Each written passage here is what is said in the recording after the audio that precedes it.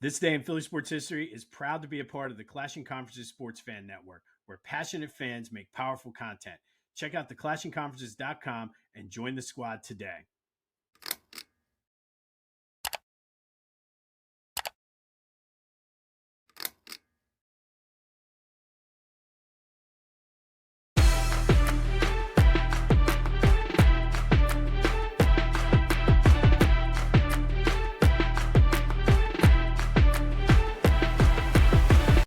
What's up, everyone? Welcome to this day in Philly sports history for April 17th, 2026. I'm your host, Jim Montgomery. Welcome to a feel-good Friday edition of the podcast. It's a little bit more feel-gooder because the Phillies did not lose last night. So you can't lose if you don't play. But it's not about the Phillies this weekend. Flyers kick off the playoffs tomorrow night at 8 out in Pittsburgh. The two teams split the regular season series, each splitting in the other person's building. So this should be an epic series. It really should. I mean, I think with the Flyers and Penguins, sometimes you can throw out the records and what happened in the regular season just because of the bitterness of the rivalry. I think from a defensive and goalie standpoint, the Flyers have the advantage. Obviously, the power play is going to be a question for the Flyers. It's been a question all year. Penguins certainly have the experience with Malkin and Crosby winning a few titles themselves. Flyers have the youth advantage, though, because these guys don't know what they don't know. And I think that's an underrated thing to kind of think about.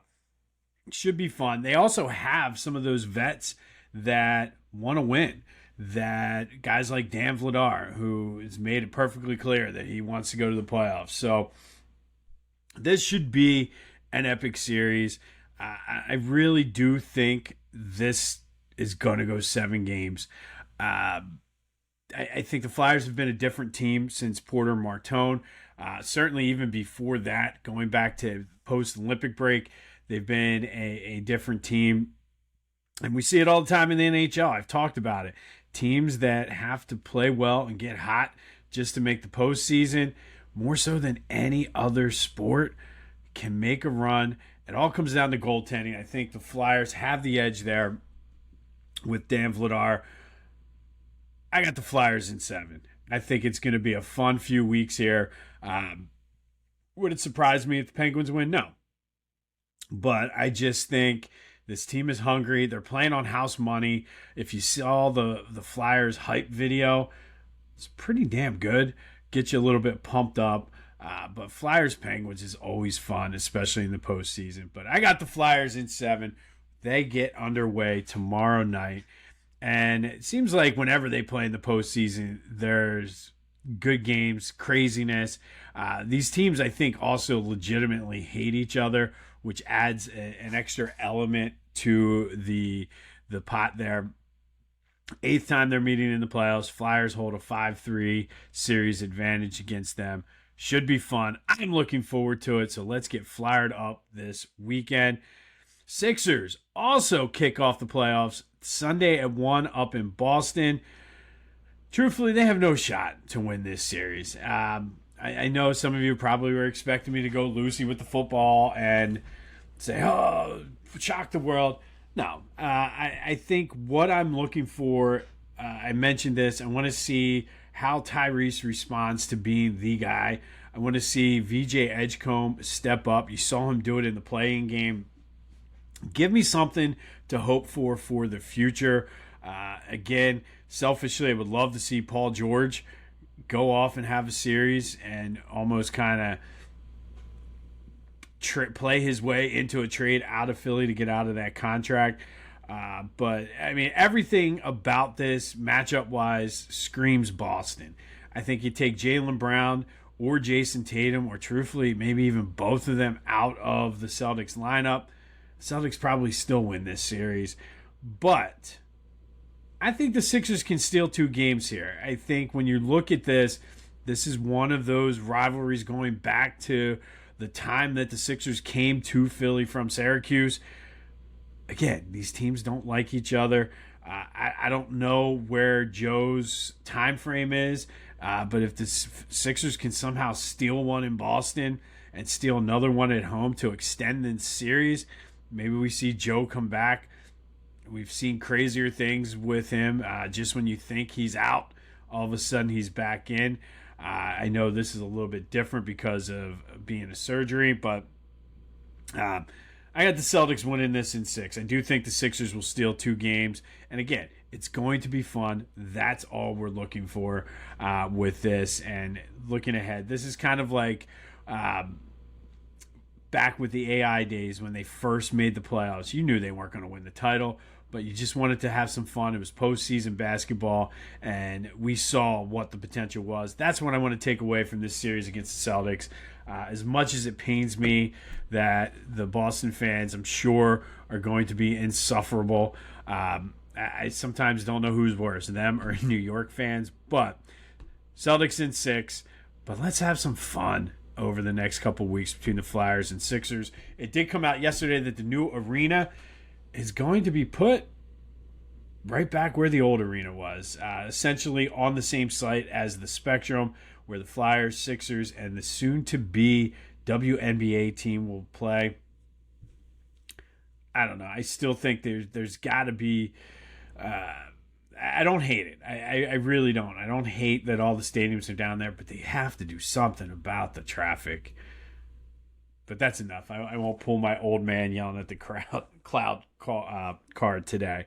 All right, Phillies, big series for April in this weekend, or big series for them in April this weekend at Citizens Bank Park. 3 games as the Braves come to town. You got Taiwan tonight, Christopher Sanchez, and then Andrew Painter on Sunday night. I think it's on Netflix. At this point, it's impossible to keep track of where all these games are. I think it's Netflix, Peacock, one of the two. I'm not sure which one. Actually, now that I think about it, I think it's Peacock. Either way, Sunday Night Baseball on some streaming channel. But this is a huge series for April. Phillies are 3.5 games back. If they can take 2 out of 3, they can cut into that lead.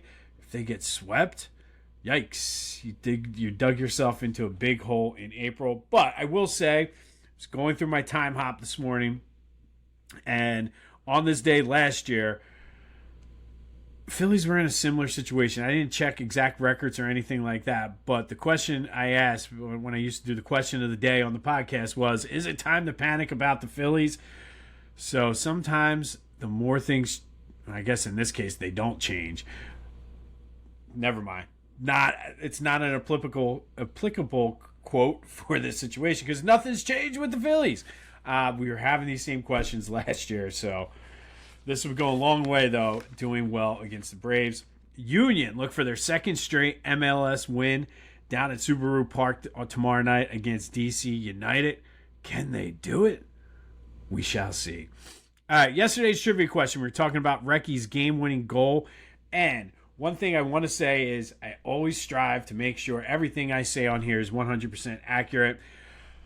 I was slightly off in the Mark Recchi goal yesterday. I said the Flyers won that game in double overtime.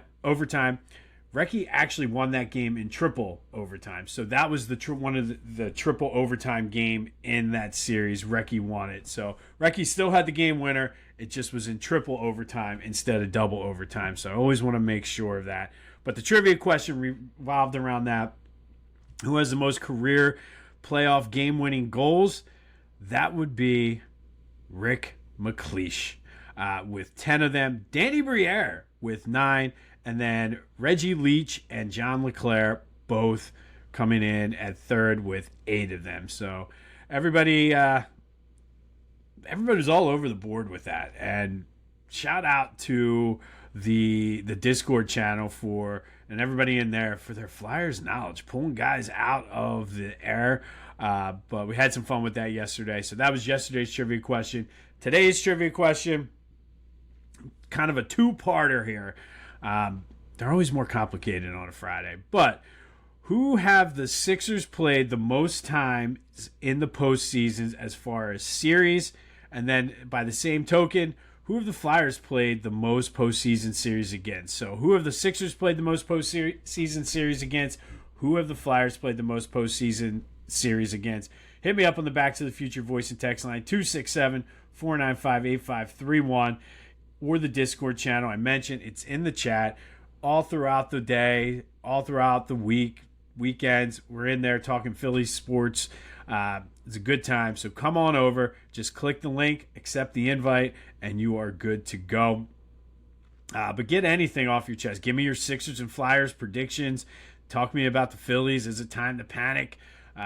What are you looking for? Any of that is fair game. Let's have some fun this weekend. Be sure to follow me on all social media platforms at Philly Jimbo. Subscribe to the YouTube channel, Jimbo_Mont. Continue to spread the word. We got a lot of good things coming up. Brotherly Birds Breakdown, new episode will be out next week, so stay tuned for that. We get you ready for the draft next week. And then a lot of cool things going on with the Philadelphia Sports Hall of Fame. I mentioned yesterday we're official partners with the Philadelphia Sports Hall of Fame now, so that's pretty cool. Just more opportunities to gain exposure. We're included on their website. But the ballot was announced yesterday, and I don't want to steal all the thunder because I am working on a podcast with another volunteer from the Philadelphia Sports Hall of Fame that will be more Hall of Fame focused.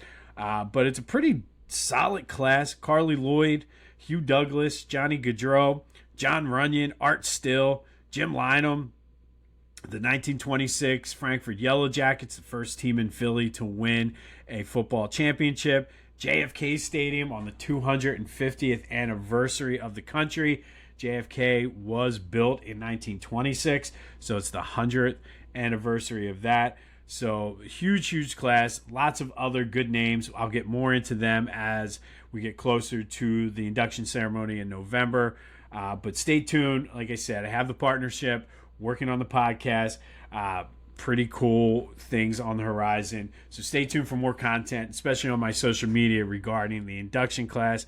And I think I mentioned this, but I will be speaking on Wednesday on behalf of the Philadelphia Sports Hall of Fame at the Delaware County Press Club. Looking forward to that. Going to talk a little sports history, Philly sports history. Going to take some of the memorabilia from the Hall of Fame and talk about that. So really looking forward to that. Huge opportunity for me. I'm nervous as all hell, but I'm excited at the same time. So it should be a fun event. It's time for Fridays with AI, where we ask AI to rewrite Philly sports history.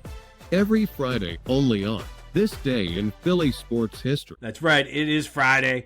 As always, that means it's time for Fridays with AI, brought to you by Philly Goat. Philly Goat has you covered for all of your Philly sports apparel needs. Get flyered up, get Sixered up. Go to their site. They got a ton of really cool flyers and Sixers shirts. So go check them out. Get ready for the summer. Use the promo code Jim Montgomery to take 10% off your order. That's phillygoat.com. Promo code Jim Montgomery to take 10% off of your order.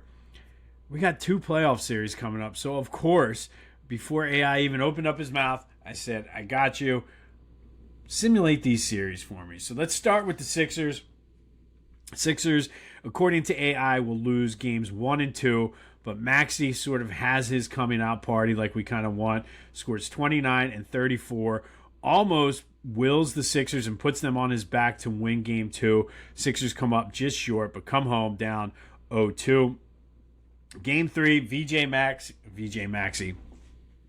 Tyrese Maxey and VJ Edgecombe go off. The crowd is into it.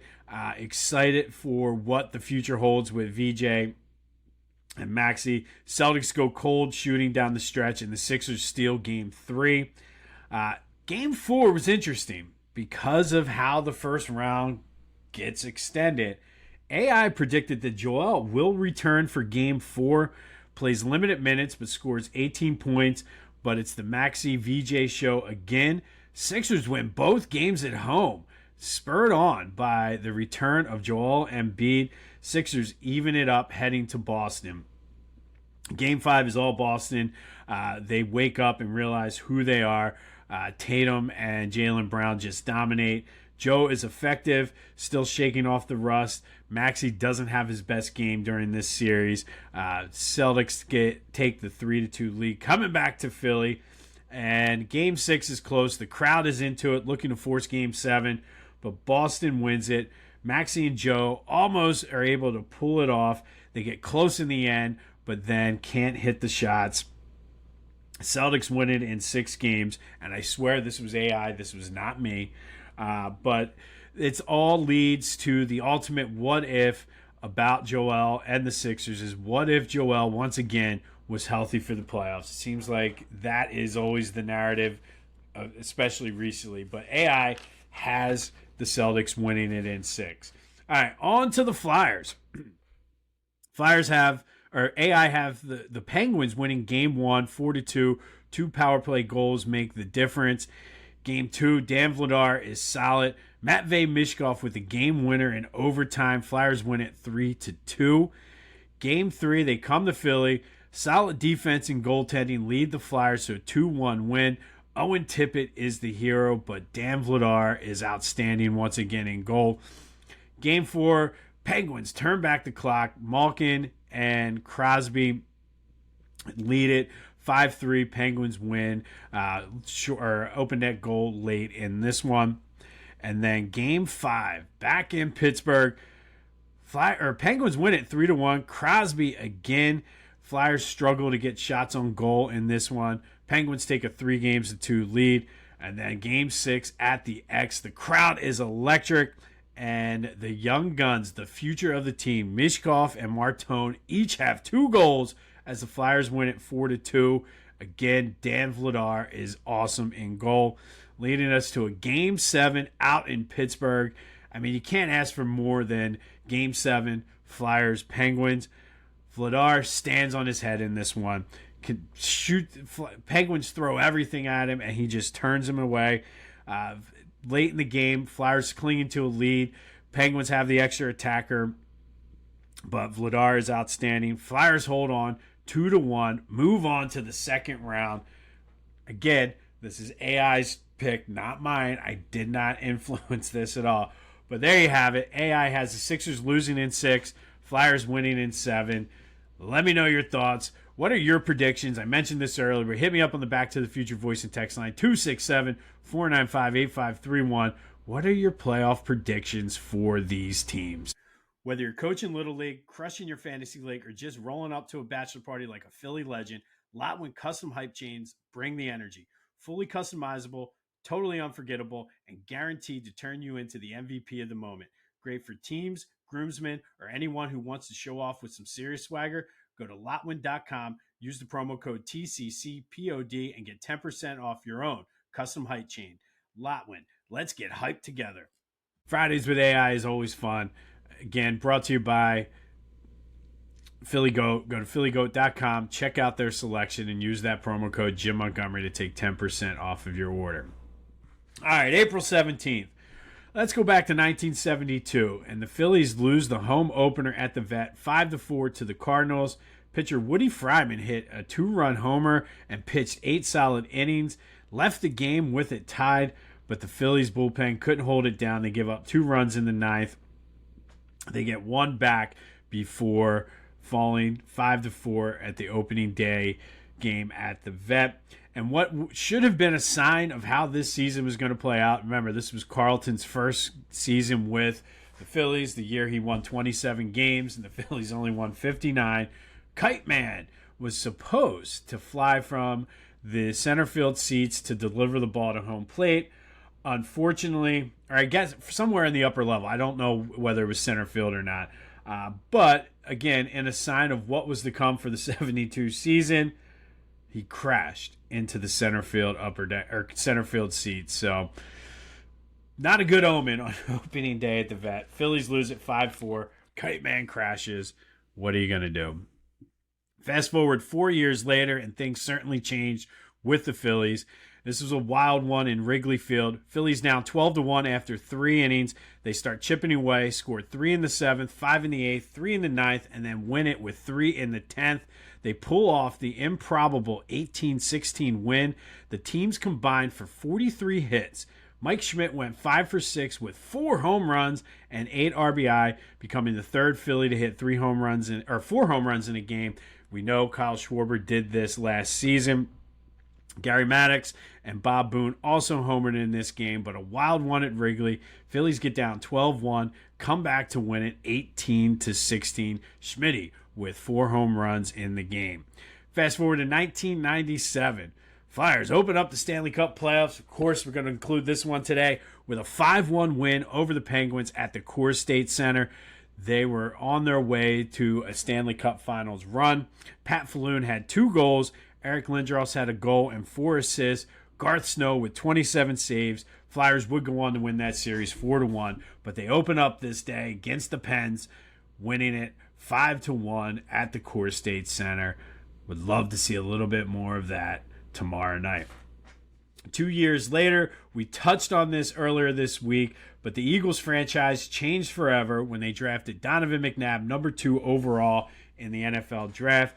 Of course, he was greeted by a chorus of boos by a bunch of knuckleheads from WIP, the Dirty 30. Ridiculous. Still one of the more embarrassing moments in Philly sports history. But certainly changed the course of the franchise. He and Andy kind of laid the foundation for what we're seeing today. And I don't think they get sometimes enough credit. Everybody talks about it's Howie. Everybody talks about Jeff Lurie. But Jeff Lurie took a chance on Andy Reid. Andy Reid, against what everybody else wanted, apparently, specifically the Dirty 30, went Donovan instead of Ricky Williams, and to me, it paid dividends. It gave the franchise stability, and again, I feel laid the foundation for what we see today. So Donovan drafted number 2 overall on this day in 1999.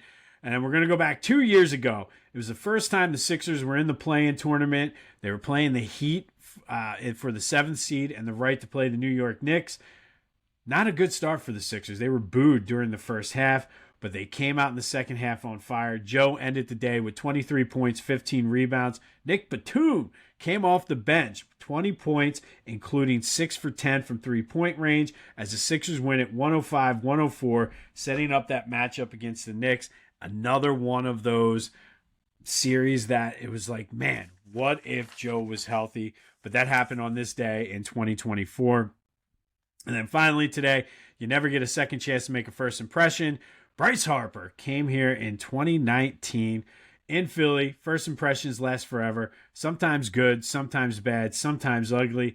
This month we're looking at all 3. And I think Bryce Harper has experienced all 3 of these in his career here. Hit 2 home runs that first series against the Braves at home. Ended that first season, 35 homers, 114 RBI. Then it was COVID. That's the ugly. Won an MVP, then was hurt. Came back for Bedlam at the bank. But one thing you can say about Bryce is he embraced Philly from the start. Some people might call it pandering. Either way, he got it. And it's not just lip service. He's practicing what he preaches. But I do think at this point, it's starting to wear a little thin. He's sort of the guy that has been immune from criticism. And now that things are staying the same, and it's not all on Bryce. Certainly not, but Bryce being sort of the poster child, the leader of this team, catches a lot of the heat. So he's experienced all, but Bryce made a great first impression. Still, my kids, between him and Schwarber, their favorite players. So Bryce Harper, with a good first season, has been a success, I would say, in his time in Philly. We'll have time to get into whether it was a good signing or not to come. But as of right now, it was worth the price of admission. So Bryce Harper, never get a second chance to make a first impression, and he has certainly made a first impression here in Philly. On this day in 2024, Sixers beat the Heat 105-104 in the play-in game. 1999, Donovan McNabb, drafted number 2 overall by Andy Reid, and certainly changed the course of the franchise. Flyers open up the Stanley Cup playoffs with a 5-1 win over the Penguins. Let's see more of that this weekend. Mike Schmidt hit 4 home runs in a wild game at Wrigley Field. Phillies overcoming a 12-1 deficit to win it 18-16 in 10 innings. And then 1972, Phillies lose the opener at the Vet. Kite Man crashes into the center field seats. Be sure to drop your Sixers and Flyers predictions We'll be back on Monday to rewind the weekend, hopefully celebrating 2 postseason wins, a Phillies 2 out of 3 from the Braves, and the Union going and winning their second straight.